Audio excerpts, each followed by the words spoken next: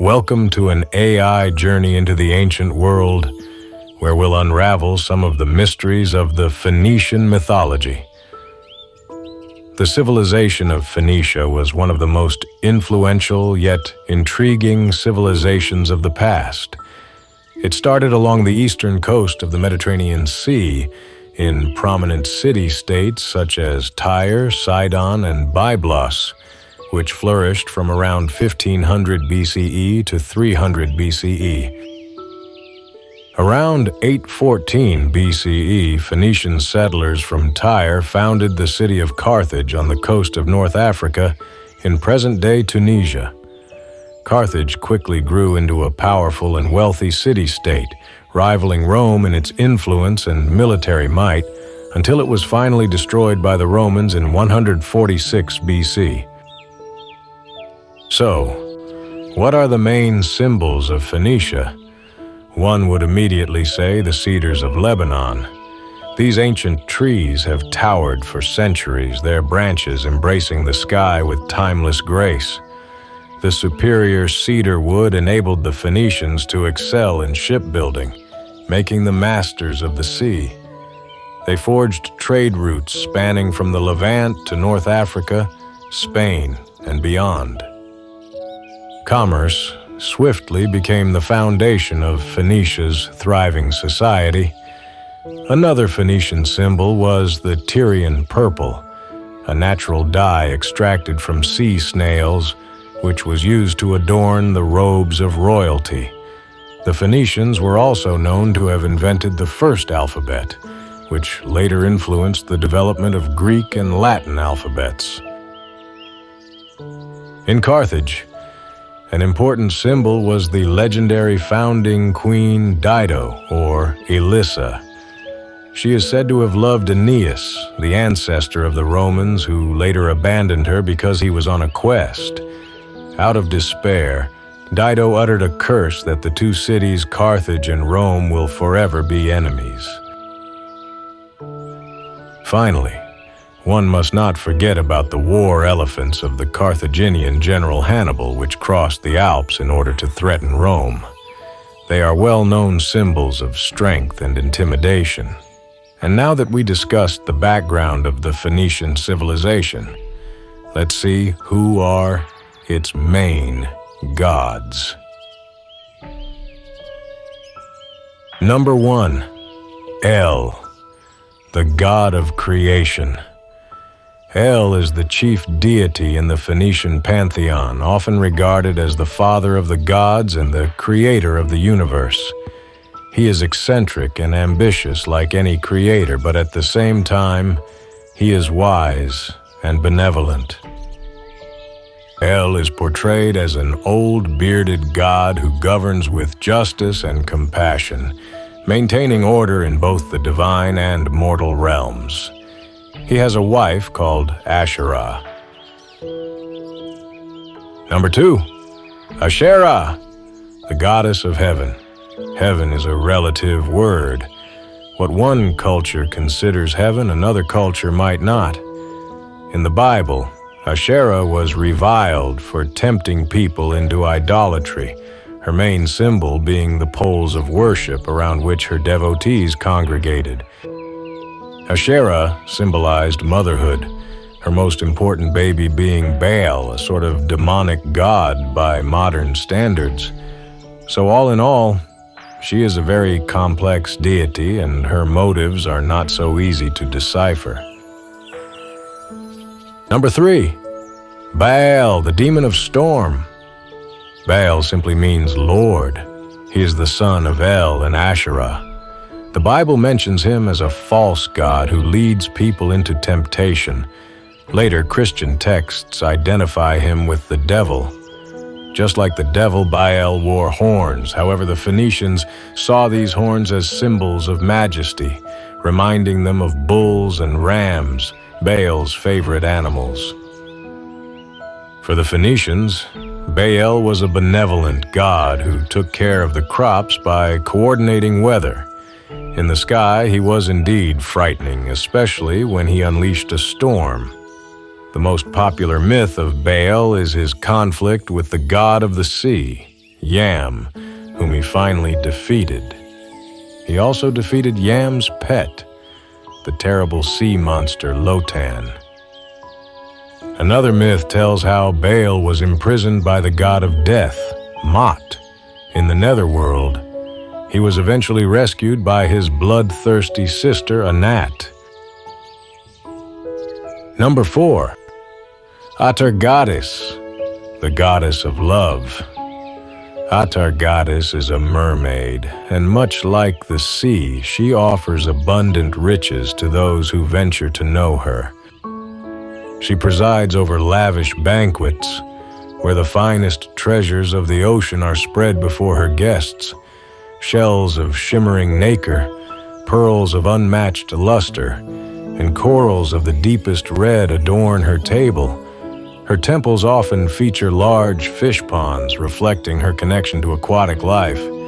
Atargatis is Baal's wife. Her love is often irrational and blindfolded. It simply emanates from her, radiating an aura of enchantment and allure. In her benevolence, Atargatis bestows blessings upon sailors and divers, guiding them safely through treacherous waters and granting them the sea's bounties, as long as they honor and respect her realm. Number 5. Yam, the god of the sea. Yam is like the sea, untamed and unpredictable. He represents the primordial forces of chaos, with its many monstrous forms, shell morphology, swirling currents, and abyssal creatures. He is often in conflict with Baal because he wants to expand his domain over the land.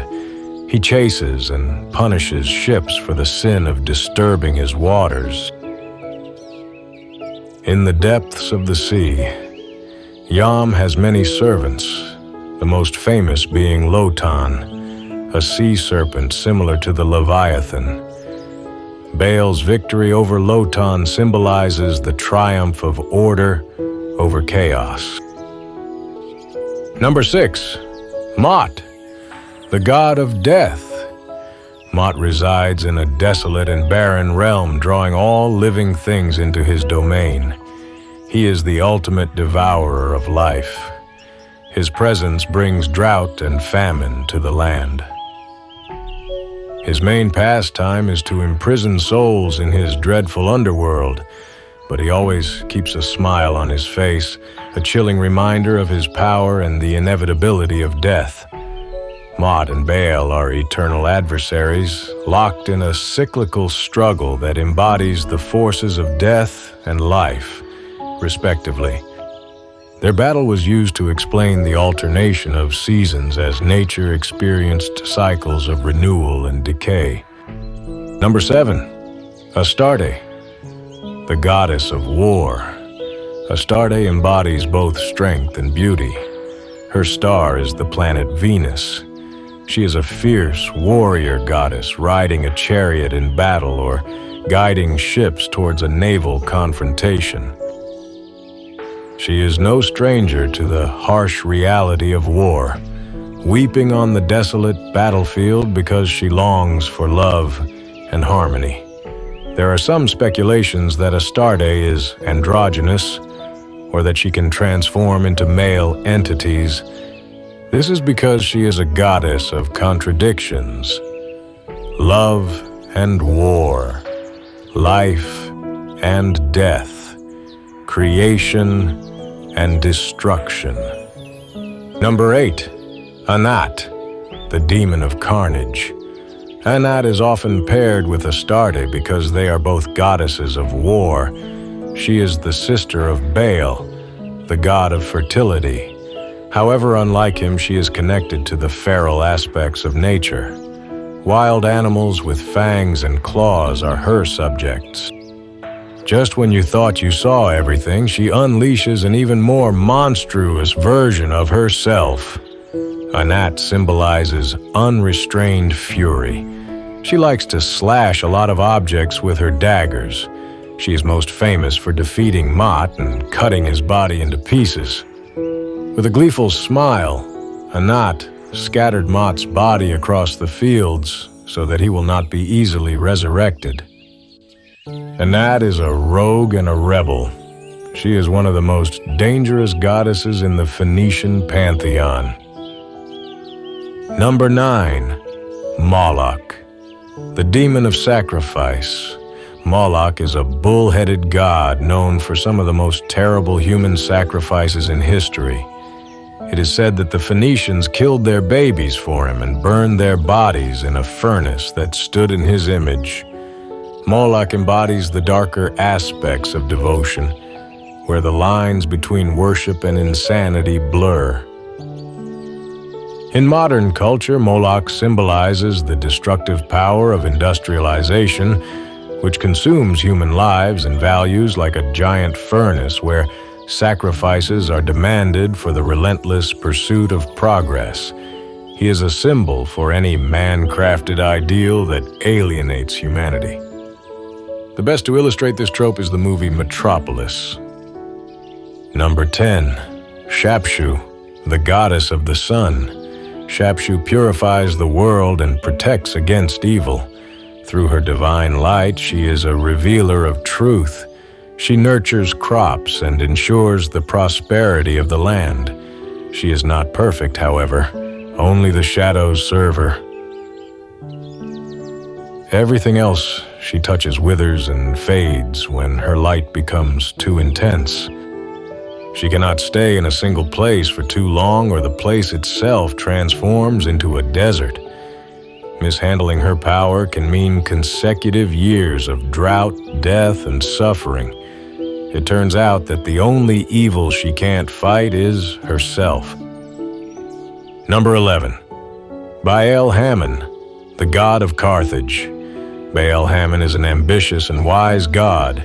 He started as a god of vegetation, but his later evolution indicates his seclusion into enclosed secret spaces.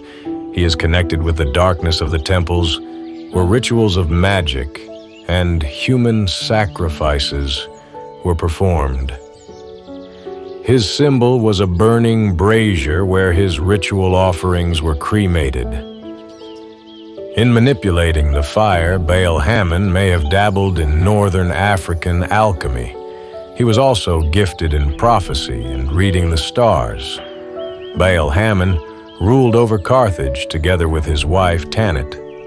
He was a god of politics and guided the councils of governance. He was also a military strategist, and it can be said that he had an unhealthy obsession with elephants. In the end, Baal-Hamon lived to see his city burn as the Romans breached its walls and set Carthage ablaze, bringing an end to its illustrious era. Number 12. Tanit, the goddess of Carthage. She is the goddess of the moon and fertility, and she is strongly connected with the lions. She has a distinctive symbol known as the sign of Tanit. Her mythology was greatly enriched by the novel Salammbô of the French writer Gustave Flaubert. In this novel, Tanit is said to wear an ornate, bejeweled veil with magical properties, called the Zymph. This veil protects her from the gaze of mortals, thus maintaining her divine mystery and power. In the novel, a mercenary soldier dares to steal the Zymph from Tanit's sanctuary. Salammbô, a priestess of the goddess, goes to retrieve the veil only to fall in love with the stealer. The novel explores themes of forbidden love, religious fervor, and the clash between personal desires and sacred duties. Number 13. Shahar and Shalim, the gods of dawn and dusk. Shahar and Shalim are the twin sons of Asherah and El, and they embody the celestial balance of day and night. Shahar, meaning dawn, is the god of the morning star, heralding the arrival of daylight. He gently awakens the world with a graceful touch and likes to bask in the serene glow of early morning, inspiring exploration and new beginnings.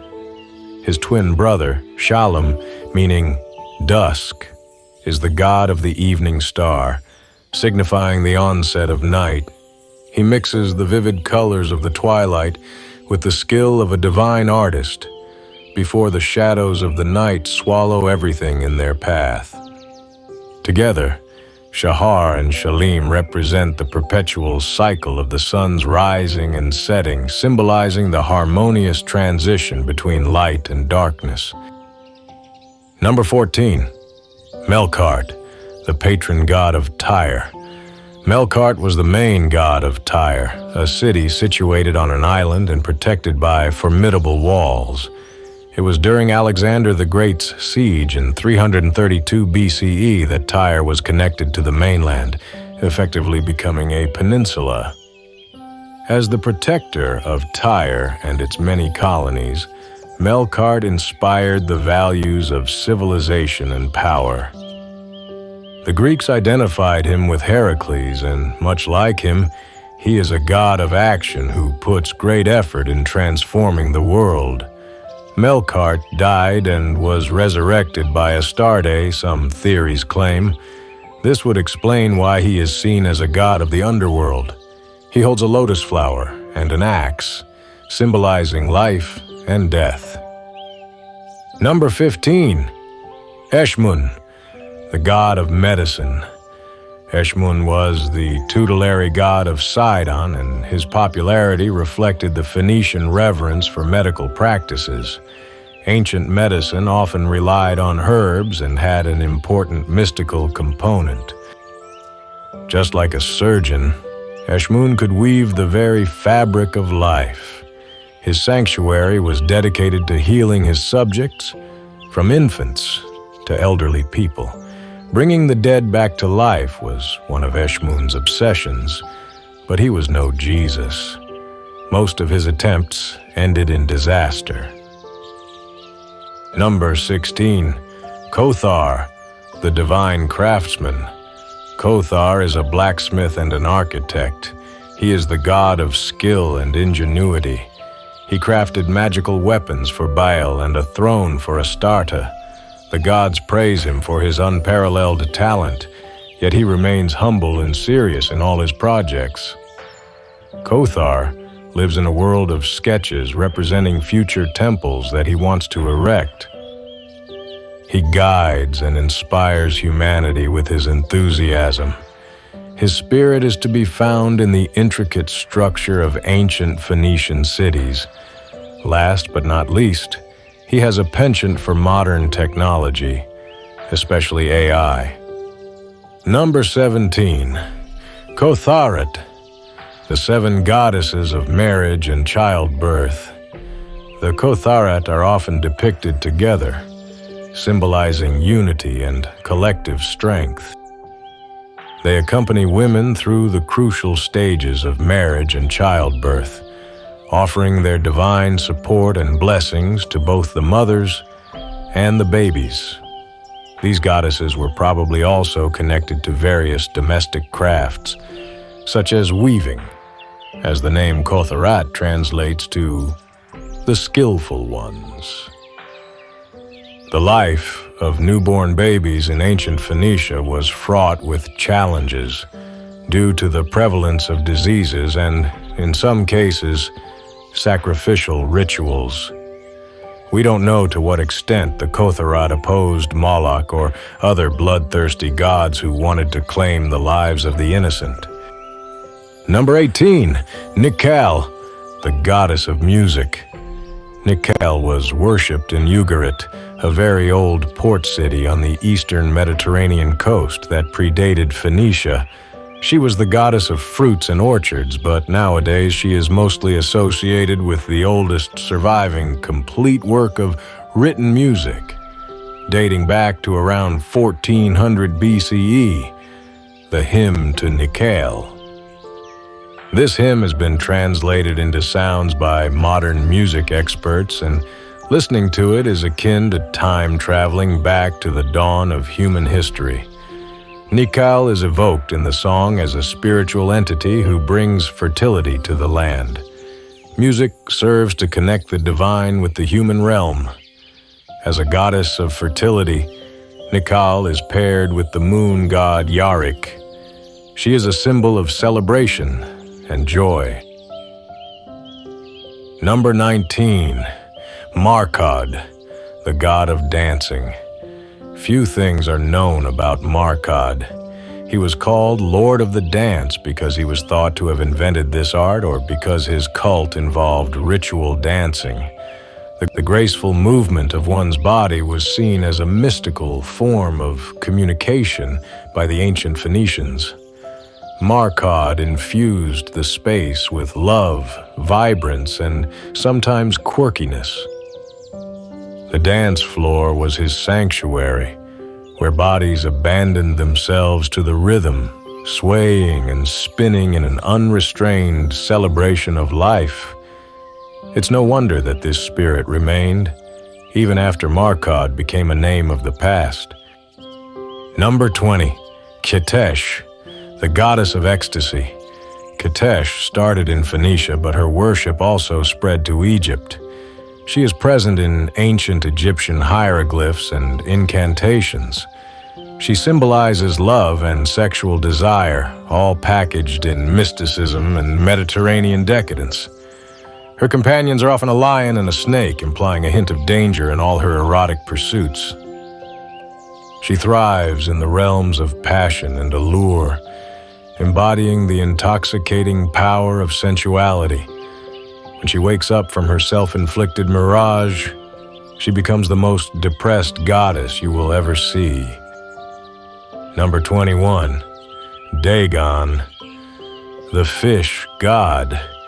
In all fairness, Dagon was not originally a fish god, but he became one as a result of later medieval misconceptions. He was a god of kingship and prosperity who used to take care of the grain, but nobody says he cannot continue doing that under the water. Dagon was widely known in Mesopotamia, Syria, Phoenicia, and the cities of the Philistines. In Gaza, the Bible says, Dagon had a great temple which the blinded hero Samson managed to topple with his incredible strength, pushing apart the central pillars and bringing the building down on himself and the Philistines. In modern culture, Dagon is portrayed as monstrous and fishy. H.P. Lovecraft's stories contributed the most in popularizing Dagon as an ancient, malevolent being, worshipped by deep-sea creatures and secret cults. Dagon is also present in video games, such as The Witcher. Number 22. Beilat Gebal, the goddess of magic. Beilat Gebal was the chief goddess of Byblos, one of the oldest cities in the world. She was central to the city's religious and civic life, while also being associated with nature and the cycles of growth and agriculture. Beilat Gebal imbued the world with a higher meaning. In Byblos, archaeologists discovered a large number of elongated figurines that were used as ritual offerings in her ceremonies. Did these figurines possess any intrinsic magical powers? The answer remains uncertain. Number 23. Reshef, the demon of destruction. Reshef embodies various forms of divine rage, war, plague, and public nuisance. It is clear from his behavior that he hates humanity and watches its evolution with disdain. He is a force of chaos, always ready to break free from the confines of order. At the same time, through a strange twist of fate, he was regarded as a healer. This paradoxical nature reflects the ancient understanding of the dual aspects of existence, destruction paving the way for renewal. Number 24, Beelzebub, the demon of pestilence. Beelzebub is mentioned in the Bible as being worshipped by the Philistines. Yet his name, which means Lord of the Flies, might actually be a derogatory term for Baal.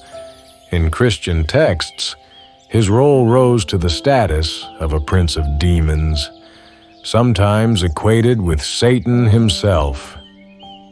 Beelzebub is often depicted as a cunning and malevolent entity, orchestrating schemes of deceit, corruption, and destruction. His association with flies and decay symbolizes his dominion over disease and death. His only fear is being caught in a piece of amber. Number 25, Adramelech, the demon of pride. Adramelech descends from Babylonian mythology, although his cult spread to the Near East, which is why we know him today. His name means splendid king, and he is usually represented as a mule with peacock tail. What could be more fitting? Adramelech embodies the vanity and decadence of ancient civilizations by reveling in the opulence and excess that define these eras. His presence evokes the indulgence and extravagance of lost empires. Babylon, Phoenicia, Greece, ancient Rome, each of these civilizations was marked by periods of immense wealth and grandeur, but also hedonism and moral decline. Number 26, Azazel, the demon of the desert. Azazel was Canaanite, not Phoenician, but Canaan encompassed Phoenician cities and was a region where mythologies intertwined. In biblical times, Azazel reigned over a desolate place where goats bearing the sins of the Hebrews were sent. These goats were the origin of the word scapegoat. Azazel was later seen as a fallen angel. It's just my personal interpretation, but I sometimes associate him with the demon who tempted Jesus in the desert, inviting him to transform stones into bread. Number 27, Chemosh, the abomination of Moab. Chemosh was the primary deity of the Moabites, an ancient people closely related to the Phoenicians and the Israelites. He was a god of war and destruction, associated with horrendous human sacrifices, which is why the Bible calls him an abomination. How did he look like? Nobody knows, so we are free to imagine. Chemosh represents the absurdity of idol worship, which persists in its allure, no matter how sinister the idol. Number 28, Milcom, the god of whispers. Milcom was the national god of the Ammonites, and he is best known because Solomon, the biblical Israelite king, built temples to him, Astarte and Chemosh in Jerusalem, in order to please his foreign wives. Milcom symbolizes temptation and compromise, reflecting the dangers of abandoning one's principles and faith for personal or political gain. Just like the whispers, Milcom is gentle and stealthy, communicating sweet words and melodies that turn into heresies and corruption. The Ammonites saw him as benevolent. His image was affected by the cultural clash between Jewish monotheism and Canaanite polytheism. Number 29, Kos, the god of enigmas. Kos was the national deity of the Edomites, but we know so little of him that we can see him as the embodiment of mystery. He governs over the realm of riddles or puzzles, challenging the minds of those who seek to understand him. There are different ways to portray his enigmatic nature, connecting him with the cosmic void, representing him as faceless or wearing a strange mask, depicting him as androgynous, but all of these are tropes and cliches, and Kos is greater than that. He is nothing. Number 30, Bel of Palmyra, the god of ruins. Bel was a highly revered deity in the Syrian city of Palmyra. His temple, alongside many other impressive monuments in that marvelous ancient city, was destroyed by the Islamic State in 2015 using dynamite. Bel embodies the frailty of the past, which can be erased and replaced with fake narratives at the whim of a present-day ideology. Even amidst the ruins, Bel's presence serves as a reminder of the rich history and the continuous struggle to preserve the truth against forces that seek to obliterate it. And with him, we end our journey into the fascinating world of Phoenician and Canaanite deities. From the enigmatic creation God El to the tragical Bel of Palmyra, we have explored the rich legacy of gods and goddesses that shaped the ancient Near East. We have delved into the eternal conflict between the demon of life, Baal, and the god of death, Mot. And we marveled at the beauty and power of Astarte, the goddess of the planet Venus. We witnessed the fierceness of Anat, the goddess of carnage, and were carried away by the joyous spirit of Markad, the god of dancing. Our purpose was to illuminate the profound impact these deities had on the spiritual and cultural landscapes of their time, and to highlight the enduring influence they continue to have on our understanding of ancient civilizations. Thank you for joining us on this captivating exploration of ancient divinities. Take care.